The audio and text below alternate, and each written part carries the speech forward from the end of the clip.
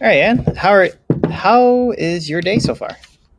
Hi, Matt. My day's great. I'm literally sitting on the floor in the music room in our basement in the kids' playroom because my husband's working upstairs in our home office, and I'm okay with that. It's been actually really quiet down here, which is nice. I see you are at your co-working space because I noticed that grassy background. Yeah, I'm here to be. So I got house cleaners at my place, so I can't record at my typical um, podcasting area. And then on top of that, I have. So I'm wearing my table tennis stuff today because I have training like right after, I right after noticed this that. call. Yeah. Yeah. Training So for yeah, what? this. What are you going to train? What are you working on? So with table tennis, I'm trying to fix my forehand counterattack. And then plus I didn't play for a week. I was in Chicago and I didn't really play a lot. So, um, I need to improve my footwork. I got to get my footwork back to where it was before I left. And it was already kind of sloppy before, but it's a lot of training. So I booked like 20 lessons from now till the end of the year. Um, and, just try to get back in shape and start working, getting back in the groove of working on the things I'm weak at. And that's it. I love that. How was Chicago? It was all right. Um, Ooh, it's just just all it's right. short. I mean, it's short, so it's like everything's rushing through. So not a lot of time to um, be as flexible as I want. Oh, There's yeah. there's a couple of days where it's like, okay, I can kind of wing things, but just not enough time. Yeah. So Was it's it like, yeah, I have a personal lot or business or both? both. It was initially just visit my family, but I know how. Yeah, I extended the trip to make the first front of it to be more business related. So, um, yeah, I try to make every trip kind of multi-purpose. I'm Yeah, going to be out there. The same. time is, I'll never get that time back. So that's kind of how I see it. It's like, well, if I'm going to put the time and effort to go there, I'm going to Sure. expand what I'm going to do in the region. I usually try to do on a trip, I try to either learn something, teach something, or connect with new people. And then I try to do something personal. So if I know anybody there personally or have like a friend of a friend there personally, I try to make some time to see those people too. So it's always well-rounded time. Right.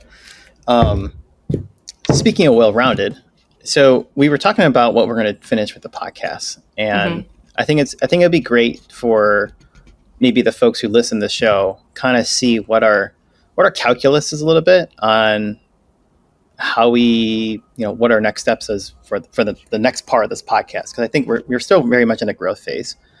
And you emailed me the other day, which is, hey, let's do some solo recording, and I'm like super heavily against it. And I just want to understand, um, why did that come across, and I just want to get your perspective, and how does that play into the larger growth of the podcast. Yes, I love this. So I had a call with our Podva agency team who's been helping us produce and develop this podcast, right? And in talking with Brian and Laura, I found a really great nuggets in the call of strategies. But there's all this, amazing, beautiful outline of strategies that we could dig into in the coming years and years of this podcast to grow it. One of the strategies I really liked was I had suggested that. Oh, I mentioned that we had said, okay, maybe the last 3 weeks of the year with travel and busyness and our time with family for the holidays, we just don't record and we don't release any podcasts the last three weeks of the year. And we both kind of said, okay, we'll just give ourselves time off. And then Brian mentioned that he gets some of the biggest followership the last 3 weeks of the year in the holidays because most people are driving, traveling, planes, trains, and automobiles, and they listen to podcasts more so because they're not working. And so if you're not producing and spitting out new podcasts that time of year, you're losing a lot of new audience, which made sense to me. So that's when he suggested, perhaps since we've gotten to know you and Matt as a duo, which we love, maybe we do some micro, like mini episodes where it's just talking to Anne and just meeting Anne. And then we're just talking to Matt and just meeting Matt without the dynamic duo. And that's the 6 episodes that you release over those period of time. And then we don't have to do any scheduling. We just get those done now in November, get them edited, and then get them scheduled out so that we can take the last 3 weeks of the year off. That's where all that came from. And that was a strategy that I absolutely loved. Mm-hmm. So in my perspective, it sounds like we're just doing content for the sake of content. Okay. Right. So just because I understand your shoes. It's like, well, it's always about, we're always talking about us. We're always talking about the guests. Like, why not, we're not talking about us, but we're talking about each other and kind of bring up the topics. Now it's like, here is a spotlight on us. Like, so I understand where like, oh, maybe they can get to know Anne, they get to know Matt. I have two things around that. One, is this the right medium for that? Mm-hmm. Right. This is the Matt. This is the OnlyFounders podcast featuring, Anne and Matt, not Anne or Matt. Right. And then second, either one of us gets way more reach by doing this on social media, doing the same exact thing. So why would we do it on the podcast when we know like the viewership and audience listening is just going to be way better on social than a monologue, one of us for 5 to 10 minutes. Mm-hmm. I see your point there. That's a great point. You actually changed my mind with that point, because the show and the medium of the show is the Matt and Ann show. It is the Ann and Matt show, whoever you put first. It's our show, right? Right. The personalities of Ann and Matt can exist on social media on our own channels, as we already do. So yeah, I can see that point. And other efforts too, right? Yeah. I mean, like you're doing a lot of engagements outside social. Yeah, absolutely. And so I think, and as I'm guesting on other people's podcasts and I'm releasing those, then people are getting to know Anne and the brand of Anne without Matt. So I do agree with you. I do see that perspective now. But I'm wondering too, if we release this and get any comments from people back from our audience, what their thoughts are. Because I wonder if anybody here would be interested in just Matt solo, or in the podcast format here of maybe it's questions that Anne asked Matt and you have to answer them solo on the show. But then it's like, well, why wouldn't I be here anyway asking you those questions? So perhaps we schedule more time to record in November and just bulk it up before the holidays. We get all of it edited to spit that out in December, so we don't have to be recording every week when you're gone. And perhaps it's where we do those episodes of interview style, where I'm interviewing you as the guest and you're interviewing me as the guest, and we're doing that together. I think it's part of that. So here's the other calculus too, is when we're just trying to fill in slots, it's really hard to create magic moments. Mm-hmm. Right? If you're filling a quota, are we putting our blood, sweat, and tears into it? Or are we just be like, hey, we got to get it over with so we can ship in December so we can forget about it, right? If we're trying to forget about it, who else is trying to forget about it? Our potential listeners. True. Yeah. Right? So that's valid. A lot of it is... I like that we're breaking this decision down for our audience, because it is something when you are shipping content as much as we are twice a week. I think this is a very valid discussion point to allow other people in behind the scenes of this thinking. Personally, I think that initially, I was going into it with, let's just get content out there. Let's not take 3 weeks off. Let's just keep shipping because we want to get new audiences. But I agree with you. Like, at what cost? Do we change the brand of this show for that? Or do we continue doing that and just, crank it out earlier and make sure it's all edited and scheduled? Yeah, I think it's going to be, we have a schedule to hit, but we shouldn't cost it for quality control, right? If we're not coming in to this with the same energy that we usually come in, and it's not like we're always like super pumped. It's like some days are just like whatever, but a lot of times we do try to come in and be like, hey, we're coming with a fresh perspective today and we want to share the world with that. I think if we're not aiming for that 100% every single time, I would argue, why would anyone want to listen then?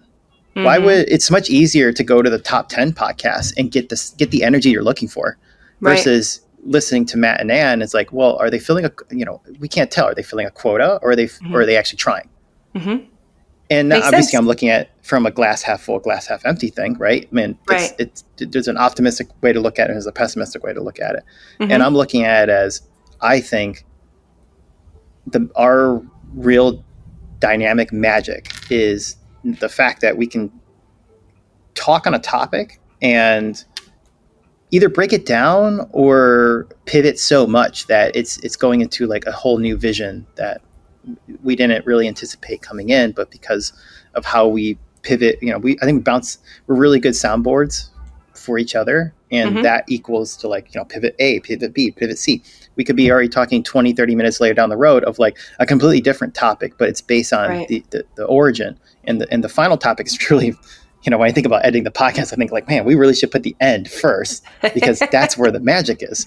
Right. And you think about hooks, and intros for a podcast. Like, man, I kind of wish we started with the end. Mm-hmm. So that's where my head's at. It's like, and that's what I want to talk about. Talking in private or talking on podcasts. I felt like we could. This is something that we could make public, and then I was like, I don't want to make content for the sake of making content, because I've done that for years and it doesn't yield to any results.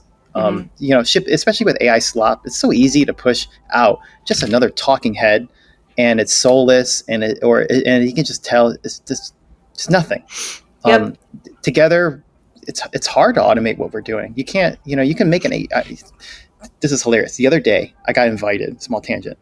Someone invited me to a podcast. I went to go look them up, and it's like, it's two folks, but one of them's AI. I'm like, I am not joining this podcast. Are you kidding me? Like, I commend You didn't them want for to the talk to a effort. bot, Matt? You didn't want to go chew me up with a bot? I talked with my staff yesterday, and they said the same comments basically, and I was like, well, AI doesn't have any experiences it wants to talk to, and it has more information than I have. So Right. it's either going to agree with me or shut me down. It's never going to come from experience, and maybe even be at fault at their own, at the cost of, hey, this is what works for me, that's why I do it, even if I'm wrong. Right? They'll never be like that. So there's just no point. I was like, the guy's just starting a new podcast, so it didn't make any sense with me anyways. But Sure. I was like, it's so easy for anyone to create content. So when we're creating content, Mm-hmm. we shouldn't just be doing it to fill a quota. Because if we're doing that, I would just say, why? I mean, like, I can just AI myself and send you 30 clips, and then for what? To get 10 views? No, it's like, what a waste of time. So this gets me into another tangent here. When you're talking about shipping content, should we be shipping less amount of content that's higher quality control in general as business founders? Or should we be shipping more consistent content to be showing up in inboxes and on social screens more often, even if we're just doing it for the sake of filling a quota? Three aspects to that. A, we have to do 2 a week, because that is the gold standard for getting through the market. Mm-hmm. Even if your content isn't in the podcasting, best. Right? In podcasting. No, just in general. Like, well, if you're not even like content wide, not new even content. No, okay. New content. Right? That's different. Right? Posting on social media, we do that every single day at ChipBot. But I'm talking about net new content, like at least being able to record something that is fresh and new in the zeitgeist twice a week. So that by the time you do ship it, whether it's 4 or 5 points, sure, you're posting every day, but it's new content. It's not something that came from 2 weeks ago, 3 weeks ago, something that's really old. So I think 2 weeks is standard, just in general. I'm not even thinking about Pocket, just in general. Mm-hmm. The two other points is, I think we're not at the stage where if we did once a week, would the quality dramatically increase? We don't have a producer. We don't have we talked with Brian, and, he has all the resources. So I think him waiting actually does produce higher quality. But this is just us. Sure, we have folks doing with editing and stuff, but it's still largely a high touch process from me or you. Mm-hmm. And that means, like, I don't think quality would change necessarily, because we're just both out of time. Right. Right. If we do 1 a week, all it means is, great, I save some extra time to focus on something else. Right. It's not necessarily, I can percolate, think about things longer, and then that comes in a podcast. I actually like the cadence that we've taken on lately, which is 2 or 3 little mini 20 to 30 minute recording sessions every week, so that we can kind of get ahead and jump ahead. But I actually like having that many chats with you throughout the week, but they're small and shorter, so that it just feels really approachable. And then we're creating 2 or 3 episodes a week, and we're just kind of getting ahead of what the next few weeks looks like. So for me, that feels really good. It also feels really manageable, but it also feels intentional. And the intentionality behind that is we are wanting to not only produce 2 episodes a week consistently every month, but we also want to connect with each other, which was the whole reason why we started this podcast a year ago, because we met and we want to talk to each other and we want to connect on different things and maybe bring issues or topics up that we've been thinking about, right? And I think the way that we're doing that right now is still true to the initial intentionality of the show. And I think that if in the future that needs to change, then we might change the cadence of how we do it, get a producer and blow this thing up and do all the things. But right now, it feels like what it needed to be to start. And we're still very much in a growth phase. But as we're growing, I think it's so important, as we've just bounced these ideas off, right? This was great, of clarity and what is our intention and why are we even doing this thing? Because fuck, like we could go spend our time doing so many other things because our to-do lists are 100 miles wide, right? So anyway, I really appreciate the perspective on quality versus quantity and what the intention is behind it. And specifically for this makes sense. And I do think we should add a few more dates, which we'll do coming up to the calendar to record, and just many, like maybe 4 a week, maybe and I think that 4 makes sense 30-minute a week, just to get it done in November. So then December, it's like, oh, we've got a whole backlog to get us through to mid-January, if not longer. And so we don't have to panic and come back from the holidays and be like, oh my gosh, we have to go. And we're also, I'm going to share this here too, because I'm excited. I've been working with the potential guests and talking to a lot of people looking to go to LA in January. And Matt and I are looking to do a couple of days of live in-person recordings, which our first 10, if you've been with us since the beginning, our first 10 were in person together. Didn't know what we were doing, recorded for 4 or 5 hours in my office podcast studio, and just were exhausted and over-talked for sure. But we launched this podcast with a batch of 10, and we did all of that in person together, more like a talk show, like a living room. So we are going back to that starting off the new year. And we're going to kick off in LA with some really amazing people that we're looking to talk to as founders who have founded some amazing shit. I can't wait to introduce you to them. But I'm really thinking that that's going to give us a fresh energy of recording in the new year and have all of this other backlog batched and ready to go through that time, so that we have kind of a different energy and some really fun guests. Yeah. There's a lot to play around. So I think as long as we're around and the magic is you and I, we have a sure shot of just keep growing in the podcast. We just got to show up and put 110% effort into each one of these recordings. And I think I said this before. It's like whether we reach 100 million folks or just one person, I think we can bring a lot of fresh ideas to people looking to, maybe people who think like us and have these thoughts. I think we bringing us these ideas out, bouncing around and taking as far as we can. I think we'll find more people that in the audience that will make a big impact, who think just like us. Absolutely. And you know what? I just realized, I was just counting through some of the episodes. If we keep shipping through the end of the year, January is actually going to be around our 50th episode, which is going to be insane since we launched in August. And so we'll go August to January and we'll have 50 episodes. And I think the live guests in LA, depending on when they come out and when we, feel like releasing those will be around 50. But we always said with this show, we wanted it to be also self-serving and fun for us as founders. And with Matt in Houston and me in Denver, we always thought, well, let's do some kind of monumental, like maybe the 50th or the 100th episode. We have to go somewhere really cool to film it. So I was almost thinking LA is going to be around that 50th episode for us anyway. But we won't be filming it. We will have already filmed episode 50, but when it comes out, we'll be around 50 episodes under our belt for the LA thing. And then we've always talked about our 100th episode, which is going to be, I don't know, mid 2026. I haven't done the math. It'll be sooner. It'll be sooner than that. We've talked about going somewhere cool like Japan. I don't know. We got to start getting those thoughts on our radar. Here's my thought process, right? It's not about how many episodes you ship. Right. I could ship 100 episodes and no one's viewing it and no one's listening to it. Is that a milestone to share? Nah, it's true. Maybe it's our audience. Maybe it's our ranking. I don't know. I don't know what that looks Yes. like. Right. Because anyone can ship 100 episodes. It's Sure. not even that hard to do. Right. Especially with AI these days. Yeah.